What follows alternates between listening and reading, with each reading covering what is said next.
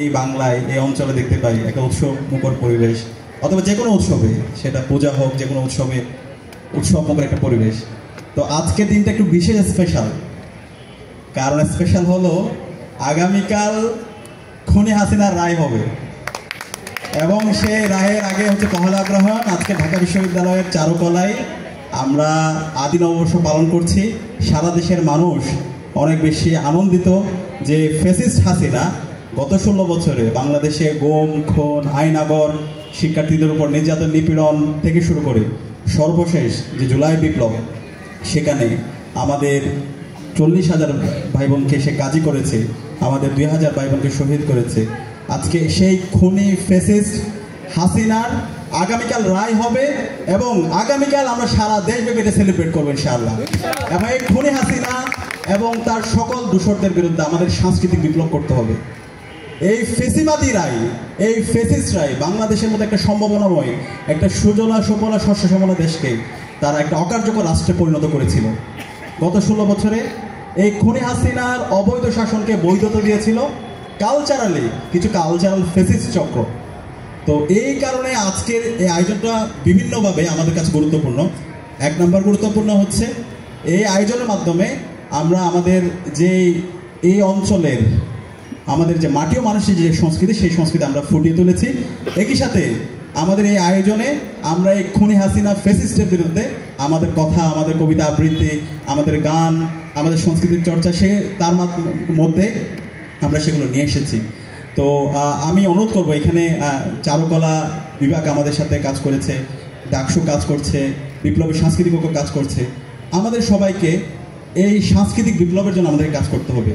বাংলাদেশে এখনও এই খুনি হাসিনার দূষণরা তারা রাজনৈতিকভাবে হারছে, কিন্তু কালচারাল ফেসিস্টরা তারা এখন পর্যন্ত বিভিন্ন জায়গায় ষড়যন্ত্র এবং চক্রান্ত করছে। এই কালচারাল ফেসিস্টদেরকে সমূলে উৎপাদন করতে হবে। এটা যদি আমরা করতে না পারি তাহলে এই অঞ্চল মানুষের মুক্তি নাই। বাংলাদেশে যদি আবার কখনো সংকট তৈরি হয় সেটা এই কালচারাল ফেসিস্টরাই করবে। সুতরাং এই খুনি হাসিনাকে যারা 16 বছর তার গুম, খুন, আইনাগরকে টিকিয়ে রাখতে যারা সহযোগিতা করেছে, যারা ফেসিস্ট হত্যাকে সহযোগিতা করেছে, তাদের এই বাংলাদেশে আর কোনো স্থান হবে না। খুনি হাসিনার তো কালকেই রায় হয়ে যাবে ইনশাআল্লাহ, এবং তার ফাঁসি এই স্বাধীন বাংলাদেশে হবে ইনশাআল্লাহ। তাকে ভারত থেকে এই স্বাধীন বাংলাদেশে আনা হবে এবং তার ফাঁসি হবে ইনশাআল্লাহ।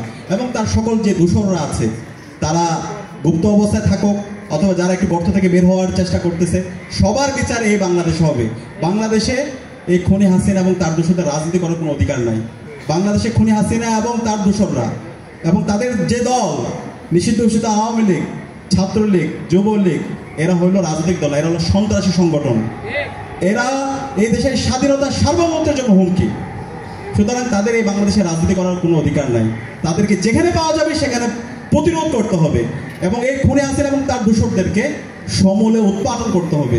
এবং সেই জায়গায় আজকে সারা বাংলাদেশের মানুষ এক হয়ে গেছে, সকল রাজনৈতিক দলগুলো এক। পরবর্তী যে প্রজন্ম আছে তাদেরকে দেখাইতে হবে এই খুনি হাসিনা কত বড় ফ্যাসিস্ট ছিল, কিভাবে সে গণহত্যা এবং শিশু হত্যা করেছে, কিভাবে সে জানালায় হেলিকপ্টার থেকে গুলি করে রিয়াগুবকে শহীদ করেছে, কিভাবে তাহমিদকে শহীদ করেছে, একটা ছোট্ট শিশু শিক্ষার্থী আনাসকে চাঙ্কারপুলে শহীদ করেছে। এভাবে এই সকল গল্পগুলো আমাদের শিল্প সংস্কৃতি চর্চার মাধ্যমে আমাদের পরবর্তী প্রজন্মের কাছে আমাদের নিয়ে আসা দরকার। এবং এই মুজিববাদের যে কালো ছোঁয়া, এটাকে এই সমাজ থেকে সমূল উৎপাদন করার লড়াই সংগ্রাম আমাদেরকে দিতে হবে।